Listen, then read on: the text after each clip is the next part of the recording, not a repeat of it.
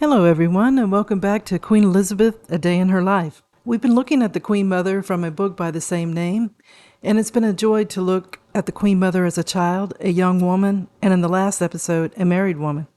So I can't wait to see what she's up to next, so let's find out now. So the Duchess had her first engagement as a member of the royal family on June 30th, 1923. She and the Duke attended the Royal Air Force pageant at Hendon. So airplanes back then were a novelty, and it was quite a spectacle to see.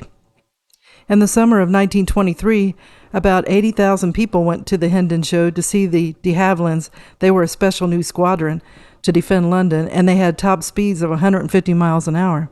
In early July, the Duke and Duchess visited Edinburgh, and they drove through the city with the King and Queen, and they were cheered by large crowds. They spent 5 days at the palace of Holyrood House, and the Duchess loved it there. She wrote a letter saying she was pleased to find herself back among her Scottish countrymen. They are so romantic and sentimental, generous and proud, and they hide it all under a mask of reserve and hardness, and they take people into it very successfully. Elizabeth and the Duke joined the King and Queen on engagements in and around Edinburgh, and they toured the border country together by motor, and July 13th they went to Dunfermline. And while there, they went to the orthopedic clinic, and she recognized one of the ex-servicemen that she had met at a war hospital. And she went at once across to the patient and shook hands with him and chatted with him for several minutes. July the 19th, she did her first solo engagement of her public life. She spent the morning with her husband visiting children from the slums of London, and that afternoon she went without the Duke to visit the Children's Hospital at Cheyenne Walk. The Cheyenne Hospital was set up for handicapped and incurable children. Years later, she became closely associated with her patronages of similar homes and hospitals. July 24th to 25th, the Yorks spent 2 days in Liverpool, and they laid the foundation stone of a new wing for the infirmary, and the Duke and Duchess offered to contribute to a relief fund. Wherever the Duchess went, her appearance was a focus of attention. Elizabeth enjoyed clothes, and the press loved to report on her outfits. She found clothes that suited her, and she was instantly recognized. August the 4th, the Duchess celebrated her 23rd birthday. The Duchess sat for a portrait by Seville Serene, while the Duke played polo at Worcester Park. Elizabeth felt that sitting for her portrait was boring, and she felt depressed. The sadness didn't show in the portrait, though. She went to Glamis soon after her birthday, but by this time she had to go to Balmoral, too. So they went to Glamis first, and the prince enjoyed being there and wrote his father to say that they're a very happy family there. I'm so fond of Elizabeth. She is too sweet for words, and she was the life and soul of the party. I'm so glad she's going to be at Balmoral. When they got to Balmoral, the Duke spent a lot of time grouse shooting or stalking, and the Duchess didn't find an easy way to escape the house. She wrote to her mother that most people at Balmoral are over 90, and she and the Duke were looking forward to going back to Glamis. Elizabeth wrote, "It will be heavenly. There is no family feeling at all in this family. They are all very nice to me and horrid to each other." Her brothers-in-law valued her presence. Prince George wrote to her saying how much they all missed her when she left, and he said she managed to keep the king in good temper, which was the main thing, and which very few people can do, least of all his sons. The king and queen were also sad to see her go. The king wrote to his son, "We will miss you very much. The better I know and the more I see of your dear little wife, the more charming I think she is, and everyone fell in love with her here." The queen's letter repeated his feelings. "The more I see of her, and the more I love her.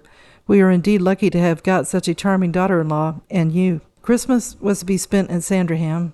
The Duchess wasn't looking forward to it, thinking of her happy hilarity of Christmases past at Glamis. Elizabeth and the Duke took the train to Norfolk with the other members of the royal family on December 22nd. They went to York Cottage, and Christmas Eve they watched the distribution of Christmas food to the tenants of the estate, and then went back to Sandringham House for tea, and all the presents were laid out on a long table. The king and queen gave their daughter-in-law a pretty bracelet and some smaller presents. On Christmas Day, they all walked to church, and they had lunch at York Cottage. Afterwards, the Duke and Duchess went for a long walk, and dinner that night she dressed in red velvet. Other people there were General Sir Dingdon Probian and Queen Alexandra's comptroller, and Olaf, the Crown Prince of Norway. It was a relaxed evening, better than Elizabeth thought it was going to be, and she wrote in her diary, "Crackers and much laughter." 1924 had the Duke trying to find them a house. It wasn't easy because there weren't many suitable houses available in London. Public money was spent at White Lodge, so it wasn't easy to walk away from that. Elizabeth on January 8th had a disagreement with the king. So the Duke and the Duchess had returned to London from Northampton, and she went to the dentist and he froze her face, as she worded it, and they had a busy evening ahead. They picked up the Prince of Wales at St. James's Palace. They dined with him and Prince George at Claridge's, and then went to the theater. After a brief stop at St. James's Palace, they went on to the Midnight Follies, a nightclub and cabaret, and the Metropolo Hotel. They danced there, and they didn't get home till 3 o'clock in the morning. Dancing and jazz were the passions after the war.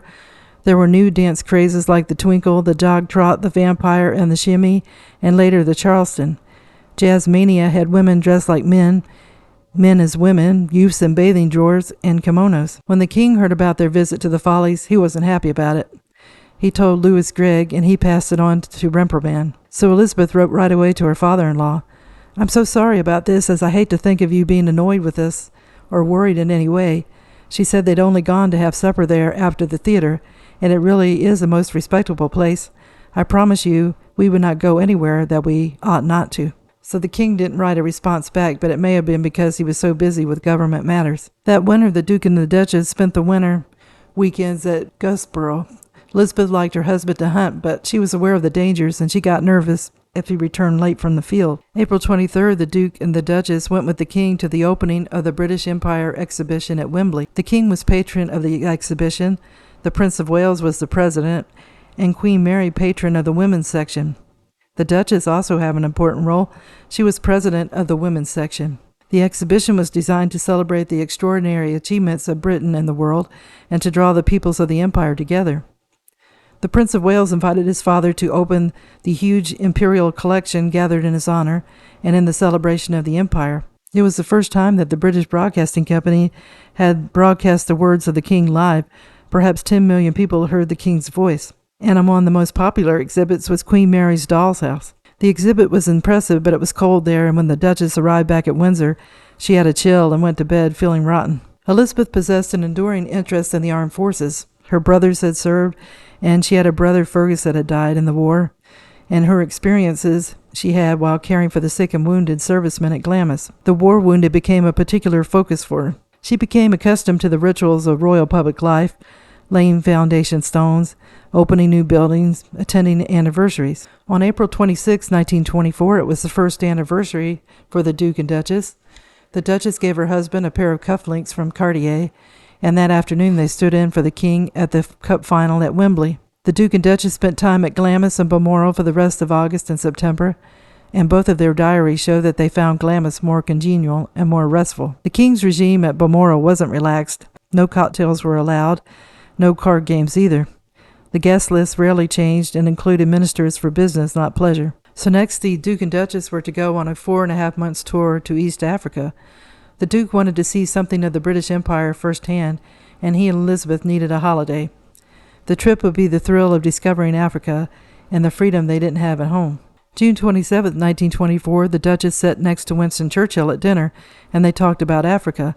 Churchill made the journey in 1907 as a secretary at the Colonial Office in the Campbell-Bannerman government. He wrote a book called My African Journey. Later, Queen Elizabeth remembered her talk with him. She said Winston was extraordinary. He said, "Now look here. You're a young couple. You ought to go and have a look at the world." And he said she should go to East Africa. It's got a great future, that country. And so they did. But it wasn't easy. The Duke and Duchess had to get permission from the government, and the Duke also needed the king to approve, and Queen Mary worked on the king that evening. She got him to consent to it. And the Duchess wrote, "Marvelous." The next few months they looked for clothes and got shots against diseases, and the first year of marriage they had lived under the watchful eye of both the public and the royal family. They had weekends together, but not much time for spending a lot of time together other than that. The Duke liked the idea of big game hunting, and during this time in history it was a heyday of stuff like that. Many young girls of the Duchess's background might have been a little afraid of spending 4 months in the wilderness, and she'd never been out of Europe before. It was to be a holiday, but they still had to represent the crown. Elizabeth had a little bit of apprehension. She said she hated discomfort, and she was afraid she wouldn't like the heat, or that the mosquitoes would bite her eyelids and the tip of her nose, or that she wouldn't be able to take baths often enough, or that she wouldn't like the people. Then she said it was good for one to go away and to see a little life, and then how pleased she would be to be back home again. Well, she didn't need to worry. She got a great appreciation for Africa and a sense of astonishment at the achievements of the British Empire. December the 1st, 1924, they set off.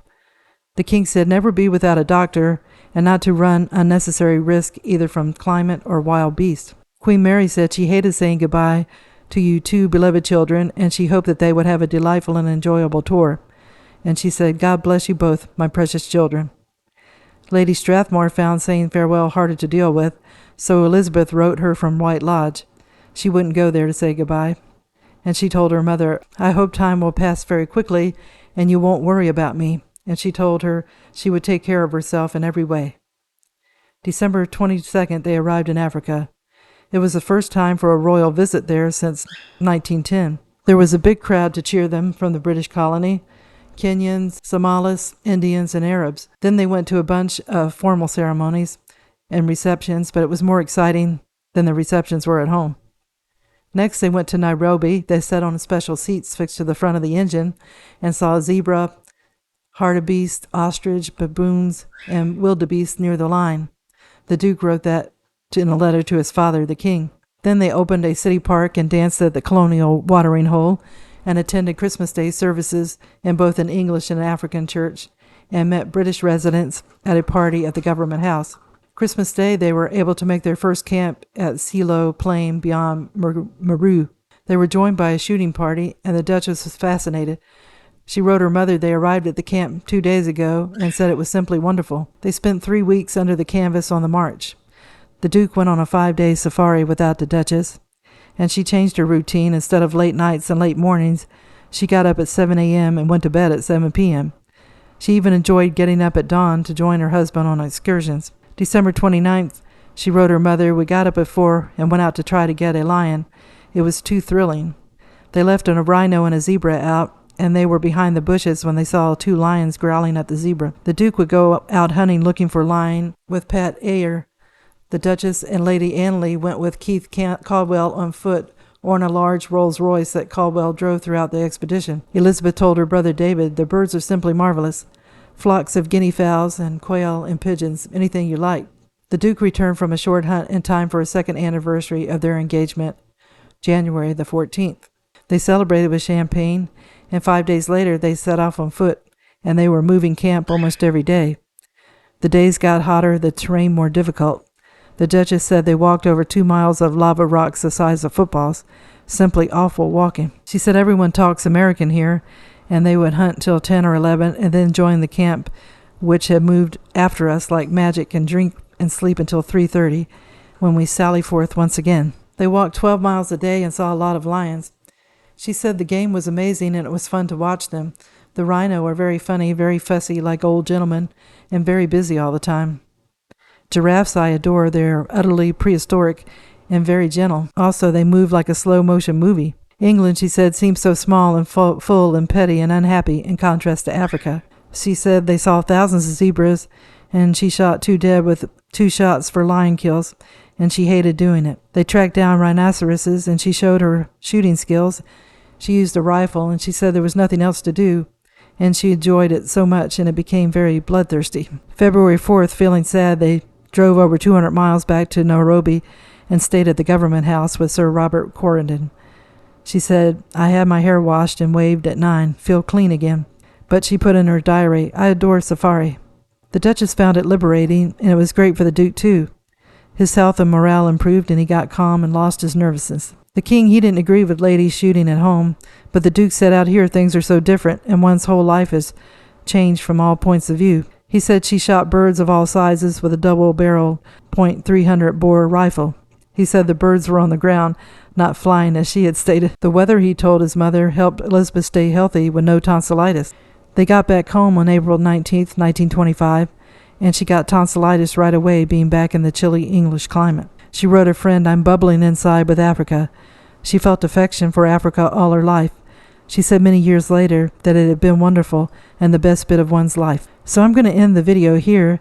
It seems as though the Duchess Elizabeth was an instant hit, not only with the press and public, but with the royal family as well. The king and queen loved her right away, so it made things easier.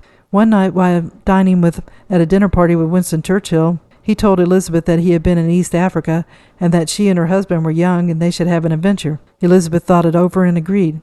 Her and the Duke ended up going to East Africa for 4 months as a vacation, but also representing the crown. They lived in tents as well as going to public ceremonies.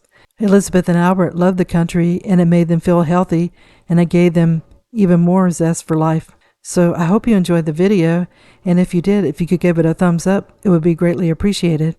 And if you haven't clicked on the notification bell, make sure you do that, and then you'll be notified whenever a new video is released. I hope everybody's been having a good day, and tune in again soon for another episode of Queen Elizabeth, A Day in Her Life. Thank you. Bye.